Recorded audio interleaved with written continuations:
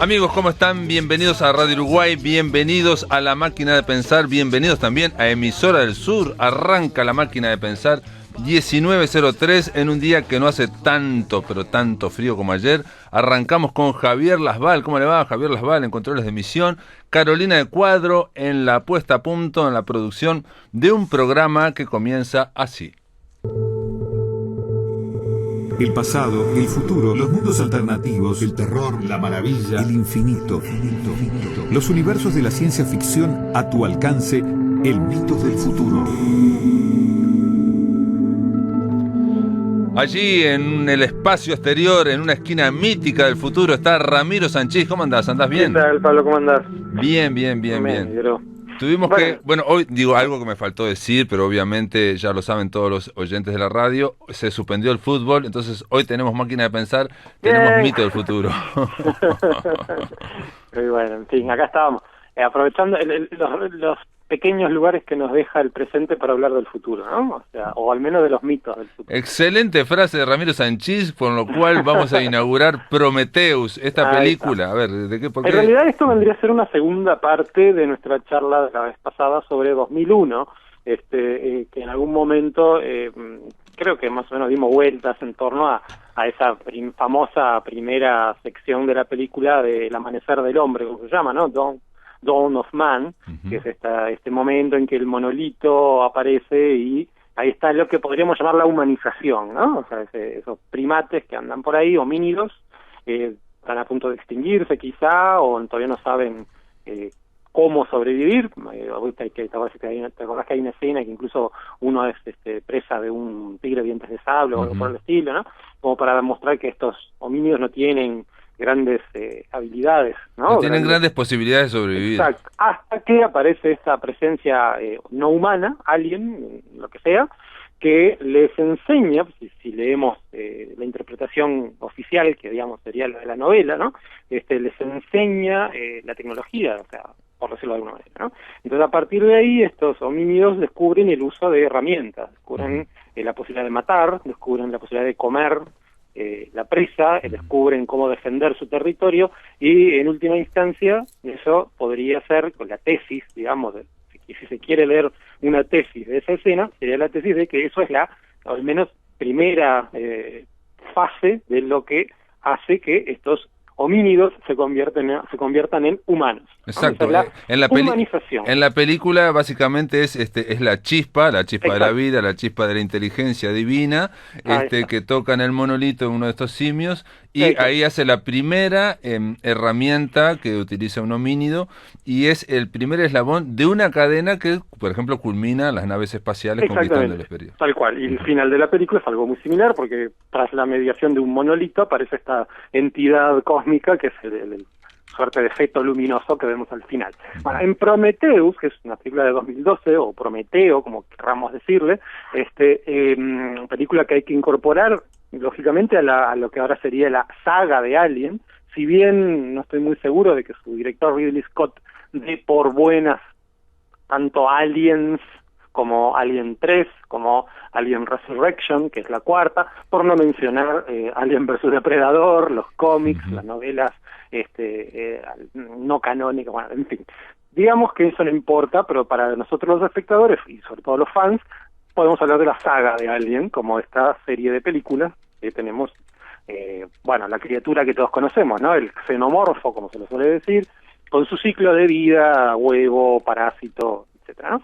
Bueno, lo que hace Prometeo en una primera instancia es ir lo más hacia atrás posible en esa historia, mucho más atrás de la primera, de Alien, ¿no? La primera y, digamos, la mejor, y nos cuenta un primer contacto, digamos, entre humanos y, si no los xenomorfos específicos que vemos en Alien, con al menos algo similar. Por un lado, los creadores de esos xenomorfos, que en la película medio como que queda sugerido que los crearon como armas biológicas, y una especie híbrida, o como queramos llamarla, entre humano, ingeniero, creador de estos bichos, los bichos, en fin. Hay como un gran licuado genético, ¿ah? Que de algún modo empieza a plantearnos, una verdad que las otras películas sugerían, y es que estos aliens no son una especie definida, igual siempre a sí misma, digamos, sino que son más bien una suerte de potencialidad,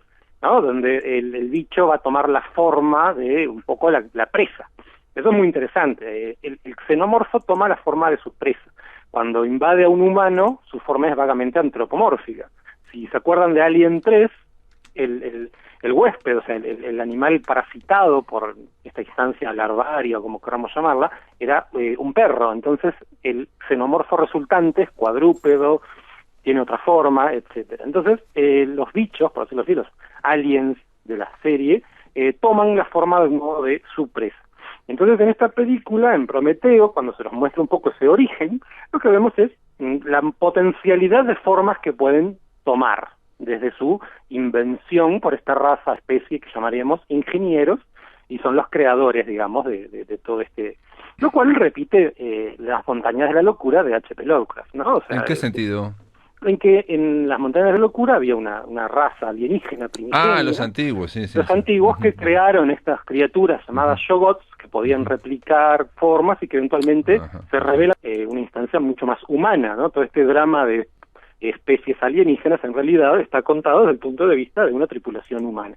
A mí lo que más me interesa de la película es su comienzo, básicamente. Es la escena, la secuencia, podemos llamarla prólogo o introducción, como queramos llamarlo, donde lo que vemos es un planeta árido ni nada, sino una suerte de mundo en el que la vida todavía no eclosionó, o al menos no en forma multicelular, digamos. No vamos a ver bosques, no vamos a ver...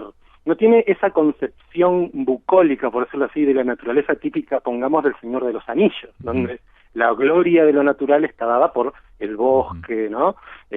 La abundancia de vida que está en todas partes, todos los rincones llenos de esta vida compleja, organizada, etcétera. No, sería una especie de, digamos, en el plan mítico, una especie de Edén antes de que comience la vida, digamos. Exacto, ¿no? es un momento porque inicial. Es muy bello también, digamos, es un momento geológico, volcánico, un momento de aparición, ¿no? Eso es lo primero que podemos pensar como muy interesante, ¿no? O sea, tenemos una belleza que no es la típica belleza del paisaje natural a la National Geographic, pongamos, claro, ¿no? Es una belleza de un paisaje más bien mineral, geológico, exacto, donde hay trazos quizá de vida, pero es unicelular, son manchas que podemos ver por ahí como si fueran colonias de musgos o mohos, hongos, lo que queramos, pero nada multicelular. Sí. En principio, la sopa molecular. Ahí está, eso está ahí.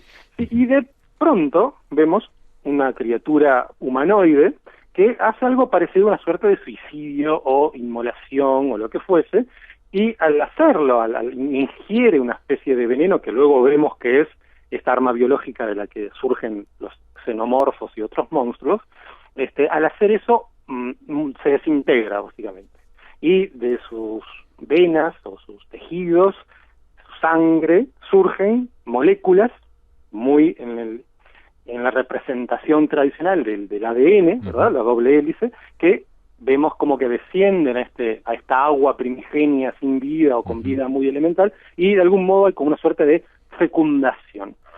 Y esa es la escena.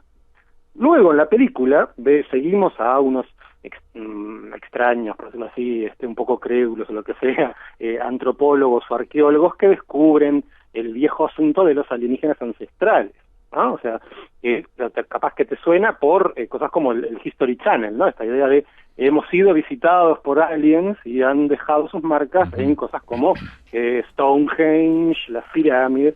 Eric von Däniken se puso muy de moda en los años 70, 80, bueno, donde mostraba que tanto en la cultura inca, en la azteca o la egipcia, había figuras parecidas a un astronauta. Entonces se ponía acostada, en fin, para decir que todos estaban los extraterrestres que vinieron aquí, dejaron la vida y dejaron pequeñas señales. Bueno, eso es el fondo ideológico, por decirlo así, básico de la película. Entonces interpretamos esa escena original, la primera escena de la película. Lo que vemos es como la creación de la vida en la Tierra, desde su primer momento, por esta especie que sabemos que lo llaman ingenieros, que hicieron otras cosas, O sea que fue fecundada con un organismo de un ingeniero que se desintegró esa sopa de moléculas. No sabemos si fue hecho a propósito, si era el efecto deseado, o si fue un efecto colateral. Porque lo que vemos es una suerte de suicidio en rigor. Pero bueno, no sabemos nada, la película no explica nada. Bueno, Perdón, pero sí. digo, decir suicidio, pero la película se llama Prometeo. Bueno, sabemos que míticamente Prometeo le arrancó el fuego, ¿no? Fue una forma de suicidio. El prometeísmo es la idea también de la mejora de las condiciones humanas, ¿no? Y el sacrificio, porque en el prometeísmo está la idea de que alguien se sacrifica para que avance la humanidad. Esas son cosas que vamos especulando sobre por qué es que sucede esto. Bueno, y todo nos lleva una vez más a Lovecraft, ¿no? O sea, como te adelantaba recién, la idea de las montañas de la locura, que más o menos ubica a este momento de dominación de la Tierra por estos alienígenas ancestrales, lo ubica en una época anterior a la llamada explosión del Cámbrico, que es más o menos cuando aparece la mayor cantidad de fósiles multicelulares en el registro geológico. Antes hay muy pocos indicios de fósiles multicelulares y por supuesto las criaturas unicelulares más que fósiles dejan otro tipo de indicios, pero en la llamada explosión del Cámbrico aparecen más o menos todas las formas morfológicas, todos los patrones morfológicos que vemos ahora, ¿no? Desde los artrópodos, los cordados, etcétera, los moluscos, etcétera. Y la novela de Lovecraft, Las montañas de la locura, coloca a estos alienígenas ancestrales antes de eso y sugiere que de sus experimentos y de su actividad son los que producen esta explosión en la Tierra de formas de vida. Pero Lovecraft deja bastante más claro que es algo no planeado, algo no deseado, algo que no les importa en realidad, pero que es una suerte de efecto colateral. Eso entra muy bien en el esquema de lo que Lovecraft llamó indiferentismo cósmico, donde la vida en la Tierra no le importa a nadie. Sí, donde básicamente la humanidad es algo periférico y, digamos, superfluo. En cambio, en Prometeo no es tan así, porque si seguimos la película con toda esta onda von Däniken, ¿no? Lo que vemos es estos pinturas rupestres, estos indicios de que estos aliens estuvieron de algún modo implicándose mucho más allá de la creación misma de la vida en la Tierra, sino que de alguna manera guiaron a la humanidad hacia que, bueno, aparentemente hacia ese encuentro quizá con los creadores. Y todo eso resuena claramente con 2001, ¿no? O sea, en 2001, una hipótesis 2001 es más sutil, por supuesto, pero una hipótesis simple de lectura es, bueno, hay una serie de entidades o entidad o especie, como queramos llamarla, alienígena, que usa los monolitos para guiar a la humanidad. Y si te acordás en 2001, la famosa escena que se llama la puerta estelar, que es cuando el astronauta en su cápsula atraviesa como estas regiones extrañas del universo y vemos distintas dimensiones, 18 minutos de luces y colores, ¿no? De algún modo lo están guiando hacia, ¿no? ese momento ulterior donde, bueno, su muerte o su tiempo de vida se agota y explosiona una vez más como el feto cósmico, etcétera. A otro salto, digamos, sería el segundo salto. El primer salto sería cuando un homínido tocó eso y hizo el primer eslabón, digamos, tecnológico, y este sería el otro salto donde ya no hay tecnología, o es otro tipo de tecnología. En última instancia, se puede pensar que hay una especie de impulso benigno por parte de estos alienígenas de 2001. En cambio, en Prometeo, si bien hay como una guía permanente, no queda claro para qué y hacia qué están guiando a los seres humanos. La película, en última instancia, mantiene esa, algo forzada quizás, ambigüedad, porque casi toda la película consiste en, bueno, nos están dando indicios para encontrarnos con ellos, pero una vez que nos encontramos con ellos no les importamos nada o nos quieren destruir. Es un gran desengaño también, digamos. Esto es un spoiler, digamos, pero toda la esperanza que tiene la protagonista, que aparte está específicamente, tiene un crucifijo, y aparte estuve leyendo, dice, yo soy la creyente, la que creo, la mujer de la fe, el hombre, el ser humano de la fe, bueno, es un gran desengaño. Claro, porque sus creadores, en última instancia, no tienen una actitud, digamos, positiva ante lo creado. La película apenas sugiere estas cosas y no da una explicación completa, como si lo hace Lovecraft. Pero perdón, pero en la película hay un espejo o un reflejo de esto, de este desengaño, cuando el androide Michael Fassbender le dice, ¿y qué pasa si los creadores no los quieren? No tienen nada. Y entonces él dice, vamos a ver, la verdad que sería un gran desengaño, en fin, dice algo así. Y dice, bueno, pero es lo mismo, ¿por qué me crearon a mí? Claro, y entonces él lo mira y dice, pero vos sos un robot. Entonces lo desprecia, vos sos un robot, y Fassbender dice, mirá vos qué lindo. También es muy difícil no vincularla con otras preocupaciones de Ridley Scott, por ejemplo Blade Runner, ¿no? Donde tenemos la famosa escena de el replicante Roy Batty que confronta a su diseñador. Sí, al dios de la biomecánica, al padre, ¿no? Y a papá, y él dice, no puedo. Sí. ¿No? O sea, también está todo el asunto prometeico ahí, ¿verdad? Sí, lo lamento, me gustaría, no puedo, pero no me preocupa, me voy para mi cuarto a seguir jugando al ajedrez. La luz que brilla el doble dura la mitad, sí. Y él le dice, y vos brillaste mucho, le dice al replicante, y el replicante lo mata. Pero básicamente, encontramos estos seres humanos que se preocupan de su origen, de ver sus creadores, que cuando con sus criaturas, ¿no? Como Frankenstein, como los replicantes, o como Michael Fassbender, no les importa mucho, la verdad. Bueno, entonces lo que tenemos justamente, sacando esa trama, vamos a llamarlo la trama Ridley Scottiana, ¿no? Para diferenciarla de la trama Lovecraftiana. A Lovecraft esto no le importa en lo más mínimo, o sea, su cosmos es indiferente en esta instancia. El cosmos de Ridley Scott, digamos, no es indiferente. O sea, hay una tensión entre lo benigno y lo maligno todo el tiempo, que no se resuelve, al menos hasta ahora, ¿no? O sea, hasta las películas que hemos podido ver. Luego viene Covenant, que en realidad fue como una suerte de retorno a algunas cosas de la trilogía, de la serie original, de Alien. No fue exactamente la secuela de Prometeo que muchos pensaban, pero trata los mismos hechos. Bueno, en fin, no se sabe muy bien qué pasó por la cabeza de Ridley Scott para cambiar un poco el tono de lo que fue Prometeo en su momento, y luego fue Covenant, que para mí es una libro muy interesante también. Pero bueno, esas son las preocupaciones de Ridley Scott. Las de Lovecraft son otras. Las de Lovecraft son, ante todo, el lugar vacío de la humanidad, o sea, la insignificancia. Entonces, de algún modo, desde ese lugar, ver tanto la escena inaugural de 2001 como la escena inaugural de Prometeo, ahí tenemos como un acercamiento a una suerte de belleza, por decirlo así, de lo no humano, de la no presencia humana. En esa África, esa sabana un poco desolada que vemos en 2001, hasta el mundo totalmente mineral y libre de vida, tenemos una creación de una suerte de belleza que es prehumana de alguna manera. O sea, es una creación, es el mundo antes de los humanos. En el caso de 2001 hasta vemos el momento específico en que comienza lo humano, pero en los minutos iniciales de la película es un mundo esencialmente no humano, libre de humanos. Y eso es esa concepción del mundo no humano, que tiene su imagen especular, por supuesto, su complemento en el mundo después de los humanos, ¿no? En lo que podría ser las ficciones del desastre ecológico, como podría ser, por ejemplo, Interestelar, ¿no? Donde las primeras acciones de la película son en un mundo casi destruido por catástrofes ecológicas, ¿no? O si directamente pensamos en cosas como Wall-E, pongamos, ¿no? Donde la Tierra, me refiero a la animación, ¿no? La película de Pixar, donde la Tierra es ya sin humanos, es como una especie de páramo de basura y basura tecnológica. Bueno, sí, Wall-E, ¿no? el robot, ¿no? Wall-E, exactamente, sí, sí. Exactamente. Bueno, ahí tenemos esos dos paisajes, por decirlo así, esos dos territorios de lo no humano, que creo que son muy importantes como reflexión en este momento, donde estamos enfrentando, y no me refiero solo a la pandemia, ¿no? Donde tenemos esta cosa del contagio y del virus modificando todo lo que dábamos más o menos por sólido del mundo, sino qué está pasando con el cambio climático, ¿verdad?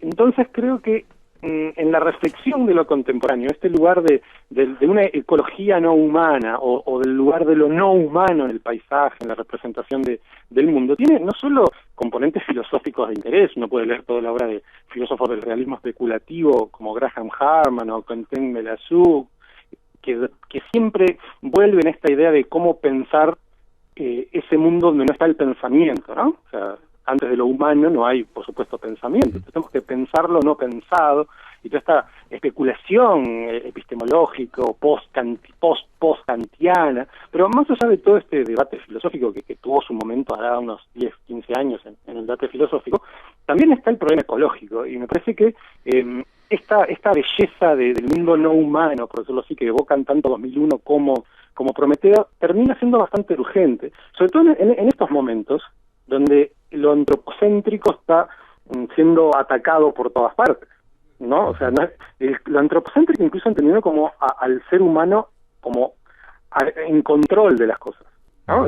La pandemia claramente dejó claro que no es así. Y hace una semana, o hace 3 o 4 días, Elon Musk planteó ya que ¿no? el cerebro unido con la máquina, con la computadora, o sea, vamos a una evolución, por lo menos desde ese punto de vista. Ahora, en el caso de Prometheus en concreto, te digo porque es algo que vos habías hablado muchas veces aquí, y es el tema de enfrentarse a una inteligencia incognoscible, algo que no, a una lógica que no podemos entender. Y en el caso de 2001, como es un monolito, pero en el caso de Prometheus, son humanoides, o sea, parecen titanes, digamos. Uno dice, uy, mirá, los griegos tienen razón, el Prometeo es un tipo fisicudo.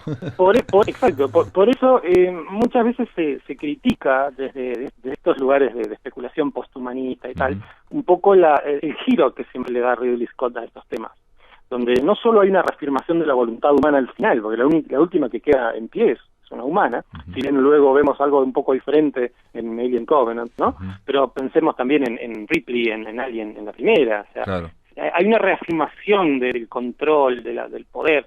Se puede leer de muchas maneras. O una ¿no? sobrevivencia, digamos, ¿no? O sea, hay una sobrevivencia. Un relato de la supervivencia humana, del recurso humano para sobrevivir. Y bueno, y eso de algún modo ha sido criticado desde muchos lugares ¿cómo decirlo?, de filosofías posthumanistas. Y de última instancia se remite a lo mismo que dice siempre Ridley Scott, o sea, no me acuerdo ahora si es en Covenant o en Prometheus, pero hay un diálogo entre el creador Guy Pearce se llama. Exacto, es el actor, el personaje de Guy Pearce que dice, no me acuerdo. Me niego a pensar que somos solo producto del azar evolutivo. Sí, él está buscando un sentido y quiere hablar con los creadores, pero en realidad lo que está buscando también es cómo evitar la muerte. Bueno, por ese sentido es como Roy Batty en Blade Runner. Él quiere confrontar a su creador para pedir más vida. Exacto. ¿no? Él quiere más vida, quiere mejorar, en última instancia, así sea a título egoísta, ¿no? Pero él quiere mejorar su condición, ¿no? Que es una de las cosas que hace Blade Runner 2049, ya que estamos, que introduce una suerte de nuevo colectivo, ¿no? Donde la reproducción, donde la posibilidad de tener descendencia de los replicantes termina por hacer aparecer esta suerte de nueva colectividad no humana, ¿no? En Prometeo no aparece eso, porque lo que sabemos es que está este viejo que quiere ser inmortal, él. Sí, quiere ser él, aunque está destruido, que seguir más vida, no importa. Es como una especie de señor Burns. Es igualito el señor Burns, sí. Entonces ahí hay una vuelta más para darle a estas películas que podremos llegar a hacerlo, pero quiero sobre todo subrayar esa modulación del tema lovecraftiano básico, ¿no? De lo no humano, pero también está este lado que es el del Ridley Scottiano, pongamos, de afirmación de lo humano y hasta cierto punto de prometeísmo, justamente en una película que se llama Prometheus. Bueno, muy bien. Quedó presentada, digamos, recomendada aquí por Ramiro Sanchís, Prometheus. Muy bien. Bueno, gracias por estar en la máquina, Ramiro. Bueno, gracias, Pablo. Ya veremos cuándo volvemos a charlar. Veremos. Chao. Muy bien, amigos, ahora en la máquina de pensar vamos a hablar de poesía, vamos a darle la bienvenida a Gustavo Wojciechowski. Macachín, ¿cómo andas, Maca? ¿Andás bien? ¿Qué tal? ¿Cómo va todo? Un gusto estar contigo. Muy bien. La idea es conversar de este último poemario de Gustavo Wojciechowski, de Maca, que iba a leer, pensé en leer todos los libros que publicaste y que están en la contratapa y que no es, por lo menos no es habitual, no me acuerdo que lo pusieras todo así, y no, son muchísimos. Así que créanme que ha publicado muchos libros, Maca, de muchos libros de poesía, desde el año 80 hasta el año 2020 en Chile. Ha publicado Malversaciones, una temporada en Isla Negra, allá en Chile, en el 2020. Este libro se llama Lenguaraz o Lengua Arras. Lengua Arras, ¿no? Y en este poemario, que viene un detalle no menor también, que no recuerdo si en otros poemarios tuyos viene con un epílogo de Óscar Cruz que me encantó, muy iluminador de lo que es el libro. Sí, creo que sí, solo en la edición chilena de Malversaciones hay un prólogo de Gerardo Ciancio, porque bueno, eso era la edición chilena, es una antología. Esto no es un libro unitario, y sí, el epílogo es de Óscar Cruz, un poeta cubano que me interesa mucho, que somos amigos y que bueno, escribió ese epílogo, ¿no? Ujú. Digo porque en general tus poemarios no venían con, con estudios o aproximaciones. Sí, Pero, sí. atención, me estoy hablando de memoria, ¿no? No, no, Pero, estás en lo cierto. ujú, ujú. Pero de todas formas, parece que Oscar Cruz acierta o ilumina mucho, por lo menos este poemario, que es una de las vertientes de Maca, ¿no? Una de las vertientes poéticas tuyas, ¿no? Porque uno piensa en aquella, siempre me olvido, la de Abisinia, ahí donde está la Claro, Abisinia, y es Abisinia, entre otras cosas que pude haber escrito hoy y ya no recuerdo, que es de un alter ego que se llama Vítor Borsic, traducción, es verdad. que es otra vertiente que no tiene nada que ver con la que ocurre aquí en lengua ras, y en lengua ras, quizás de tus vertientes es donde ¿no? Donde se intensifica, ¿no? Acá el juego con la palabra, ¿no? Con el idioma, con el lenguaje, parece como que apretaste el acelerador. Sí, digamos, ese es tal vez sea los textos que tienen más que ver con la experimentación del lenguaje propiamente dicho, ¿no? En los otros, si bien hay experimentaciones, pero por ejemplo en tipografía o en la caja que el título Me acuerdo, sí. tiene más que ver con una experimentación tipográfica o visual, Ujú. que es por otro lado, ¿no? Ujú, ujú.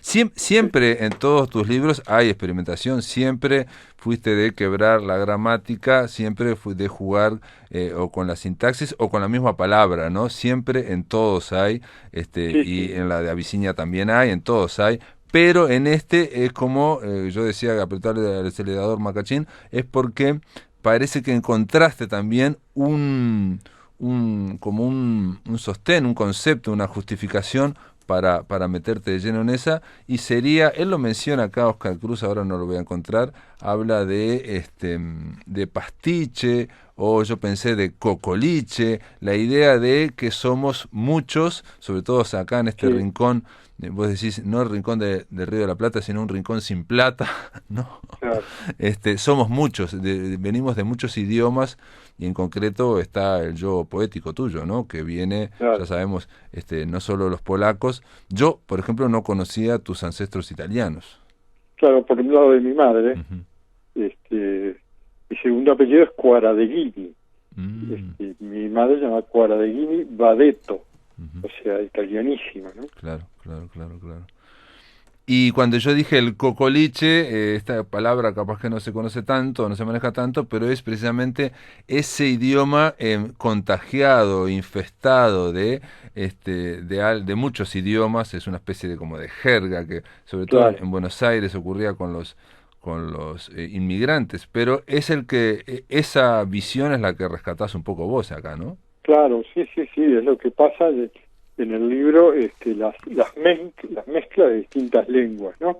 Y hoy por hoy nos está pasando en Montevideo que vas caminando por la calle y escuchás tonalidades venezolanas o cubanas o dominicanas, ¿no? Ujú, Y ya hay unas mezclas de distintas lenguas, ¿no? ujú. Además de que bueno, que como decía Onetti, nosotros descendemos de los barcos, este, así que bueno, está. Y después está todo lo que tiene que ver con el medio rural, que también tiene otras lenguas, digamos, ¿no? O lo que es la frontera. Claro. Y después lo transcultural que nos pasa por el lado de la música o de la literatura o de lo que sea, ¿no? Sean los franceses, sean los ingleses, sea lo que sea. Sean los Yankees, de Allen Sí, Ginsberg. Aparece acá un homenaje que le haces sin mencionarlo, pero estás describiendo en un poema que se llama Yankee, precisamente, creo, claro, estás describiendo a Allen Ginsberg, ¿no? claro, Si uno claro. lo ve, hay una descripción, un homenaje, donde, como todo gran homenaje, no se menciona al homenajeado porque se lo alude a sus Claro, siluetas. sí, sí. Pero a mí me parece, más allá de la combinación, Maca, no sé qué pensás vos de idiomas, está también en lengua ras la idea de que el idioma mal hablado, el castellano mal hablado por aquellos que no tienen suficiente escuela, que no tienen suficiente educación, que vienen de otros Sí. países, o que, digamos, en un momento decís ñerilandia, ¿no? Decís en Claro. un momento, ¿no? O rescatás palabras como amistad, digamos, ¿no? ¿no? Sí, sí. Todo eso lo rescatás como una forma para hacer poesía. Claro, es que esos léxicos o esas formas se nos meten en nuestra vida cotidiana, y entonces tenemos que ¿por qué no incorporarlas en el poema? Si lo incorporás en el habla y lo sentís hablar en el ómnibus, en el supermercado, en la feria, donde sea, te aparecen. Entonces, ¿por qué tenés que excluirlos si forman parte de nuestra sociedad? Entonces tenemos que tratar el lenguaje tiene que ser una cosa viva, no una cosa muerta, y entonces esos elementos se tienen que ir incorporando, así como vas incorporando palabras que hasta hace unos años no había, desde arroba en adelante. Bueno, ¿por qué no incorporar modismos que sentimos y que están en nuestro cotidiano, ¿no? Sí, bueno, pero ahí hay una cosa, si yo meto arroba o googlear o meto skypear, ¿no?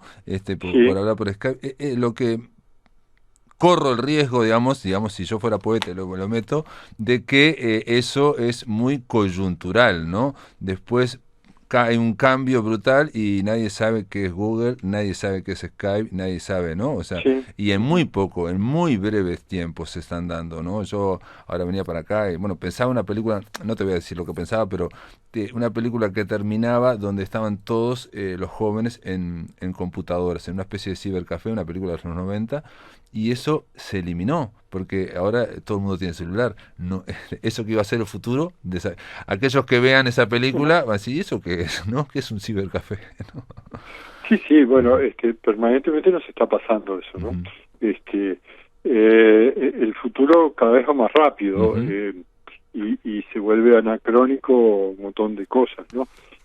Pero bueno, en la historia de la literatura eso ha pasado muchas veces, y hay que ver cuál es el carozo, qué es lo que queda, si queda algo. Si queda algo es buena literatura, y si a la media hora el futuro le pasó por arriba y no queda nada, bueno, es que no había buena literatura, porque Cervantes o Rimbaud van a estar hablando o diciendo cosas que ya nosotros no tenemos por qué conocerlas.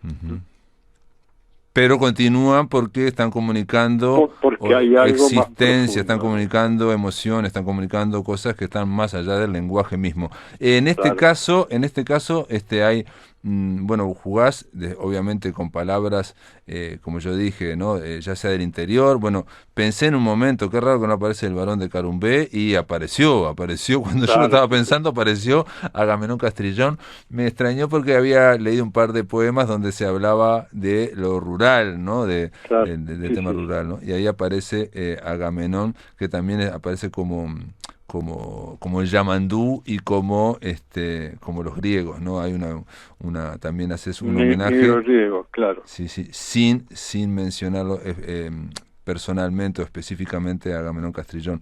Y también aparece Bardanca. Y Bardanca ahí no lo vi. Mirá vos, se me pasó. ¿Dónde aparece Bardanca? Sí, en Nuevo París. Ah, mirá vos. Aparece en Nuevo París. Claro. Bueno, no se preocupe, siempre a alguien se le escapa la tortuga. Sí, siempre. Bueno, o se te escapan, mirá vos. No, más bien, pero hablas del bardo, Bardanco, el Bardanco, claro. Perfecto, bueno, y Perfector, hablas de Perfector, claro, sí. Perfector. Perfector, claro. Sí, Perfector es el Héctor Bardanca, Bardocán. Y también mencionás una y otra vez como una especie de constante por esta mezcla de palabras y de juegos, porque atención, esta mezcla no quiere decir que exista en la realidad, sino que usás ese vector para mezclar vos palabras, para cambiarlas, para hacer como si fuera una jerga. No, acá aparecen cosas no sé si es la palabra jerga, idiolecto, digamos, son modismos que no son necesariamente un lenguaje.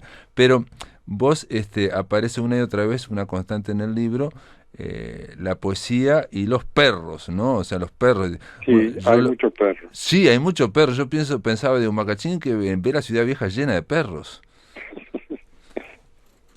Sí, hay perros, hay perros.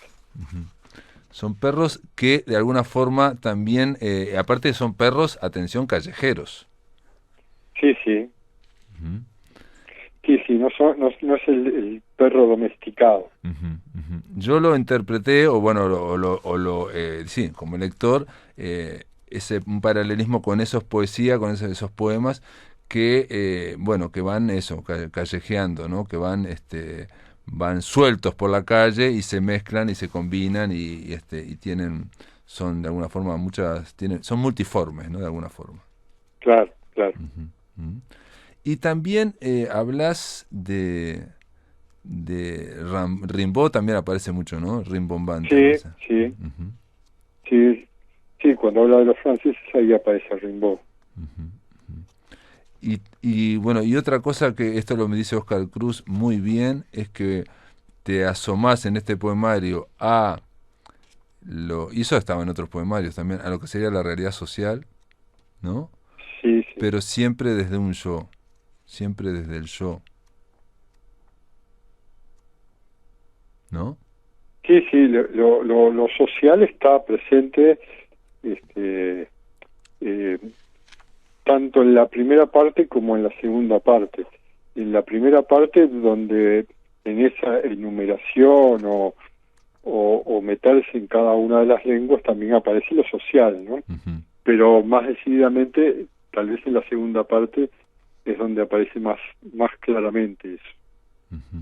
Y también aparece en la segunda parte, bueno, un poema, por ejemplo, que es específicamente de la voz lírica, que está atravesada por otras voces o el cuerpo del poeta, ¿no? En Árbol. Claro. Sí, Árbol es claro, es casi como una constelación familiar, ¿no? Sí, o como la descripción de la anatomía de Macachín según su familia. Claro. ¿No? ¿Podemos leerlo? ¿Puedo leerlo ese poema? Sí, ¿lo quiere leer usted o quiere que lo lea yo? Si querés leerlo vos. Bueno, déjemelo buscar. Está en la página 12 de la segunda parte, o de la última parte. Sí, porque además la numeración es media tramposa. Sí, está... Sí, porque están numerados por partes extrañas. Por secciones, ¿no? Hay dos secciones. Claro. Árbol. De mi abuelo árbol. De mi abuelo vidriero apenas soy transparente. Las valses de mi abuela materna vivorean por mis piernas. La mancha del ojo de mi tía Irma me parpadea en el zurdo. Se me deshojan las palabras como margarita de madrina. Gruñe cada tanto mi madre en mi mal humor. Regurgita mi hígado en la garganta de mi padre. Tengo la sed de mi abuela Ana en cada resaca. Todas las flemas de mi Félix cangrejan en mi exófago. Las escaleras todas de mi padrino ruedan por mi cabeza. Late cardíamente mi padre pinchazo en el pecho. Me cago por los intestinos tumorados de mi madre. ¿De quién serán las uñas que me crecen por cada dedo? Muérome siempre cada vez que vivo. Soy una caravana atravesando el desierto de mi ignorancia. Es lo que dije. Es lo que dije. Es lo que dije en la anatomía. Aparte es una cosa que me encanta cuando oigo a los poetas leer, cómo también van haciendo sutiles cambios en el propio... Sí, es impresionante, ¿no? Pero no me respeto en lo más mínimo. Sí, no te respetás, no respetás el libro en lo más mínimo. No, son pequeños cambios que son como musicales y te diré que cada vez que lo leo lo cambio de nuevo. Que muchas veces tiene que ver con el estado de ánimo, a veces si es una lectura pública, con lo que nos depara el propio público y lo que vamos sintiendo, ¿no? Claro. Y en el primer sector, cuando le di el primer sector, que es lengua a ras y sus satélites casi naturales, se llama, este, pensé, porque hay mucho juego sonoro, mucha poesía fónica, sí, y me preguntaba si eso no ganaría mucho en una lectura pública y sobre todo de tu voz, ¿no? Con tu forma particular de leer. Sí, están pensados para muchos de esos fragmentos, digamos. Es un libro que si bien es unitario fragmentariamente, es un libro de fragmentos, ¿no? Muchos de esos fragmentos son netamente fónicos, que en caso de ser si bien están pensados para eso, yo todavía no los preparé como para eso. Yo no me preparé todavía para leerlos en público, porque hay mucho juego de el lenguaje y demás que tendría que trabajarlo más, ¿no? O sea que vos, digamos, te preparás para esto nunca los leíste en público, y esto porque juegan mucho, yo qué sé. Leí en público en ruedas de amigos, pero nada más. Entonces tendría que ensayarlo o decirlo 2 o 3 veces como para poder encontrar el tono, digamos. El ritmo, ¿no? Y el tono, claro. Porque claramente están jugados con lo fónico y claramente con el ritmo también ahí. Y ¿no? lo que pasa es que además hay algunas trampas que es muy fácil de caer si no lo tenés muy, no sé si memorizado, pero sí entrenado, ¿no? Claro. O sea, trampas que vos le tendés al lector, pero que si yo no lo leo previamente y no lo ensayo previamente o no lo digiero previamente, también yo voy a caer en las trampas. Claro. Más allá de que pueda haber sectores que tienen que ver con improvisación y dejarse llevar por los ritmos y demás, que eso puede pasar y está muy bien, ¿no? Pero en este caso donde hay tanto juego, en caso de leerlo en público tendría que prepararme. También hay algunos que no solamente son fónicos, sino que también tienen palabras en inglés de repente, pero metidas al lado de palabras que están en castellano. Entonces, sí, hay mucho de eso. Y eso también puede ser una trancadera si uno no se aclara exactamente cómo lo va a decir, ¿no? Claro, y hay un inglés mal escrito, ¿no? Bueno, y un español, un castellano mal escrito, ¿no? También, claro. Como si fuera estos inmigrantes que hablan, o esta gente también del interior que, que no tuvo mucha educación, entonces se dice atravesó con B larga y con S, por ejemplo. Claro, ¿no? claro. Atravesó tuitos los Atlánticos. Es un verso que reivindica, que reclama Óscar Cruz, para decir que precisamente esta poesía está atravesada por todos los que vinieron de todos los Atlánticos, aparte, encima son muchos. Claro. ¿No? Claro. Y hay otro poema que a mí me llamó la atención, que me causó gracia, porque en el cual vos pones español con no con ñ, sino con i, español con indígena, que yo me imagino que debe estar sacado. Esto en concreto está sacado para mí yo lo vi en un museo en Madrid, que era todos los nombres que los españoles le ponían a los mestizos, mulatos, moriscos. Sí. Eso viene de por ahí. Viene de por ahí. Vos hacés... deformado un poco, ¿no? Pero sí, viene de ese lugar, ¿no? O sea, haces la primera clasificación, que es una clasificación que llama muchísimo la atención a aquel que no la haya visto nunca. Yo en ese museo de Madrid vi pinturas, o sea, había como 24 pinturas donde mostrando que un morisco con una española da un chino con una india da un pelusa, ¿no? Un calpamulato con una camuja da un tente en el aire. Eso lo pones para finalmente llegar en 2 versos finales, ¿no? Claro.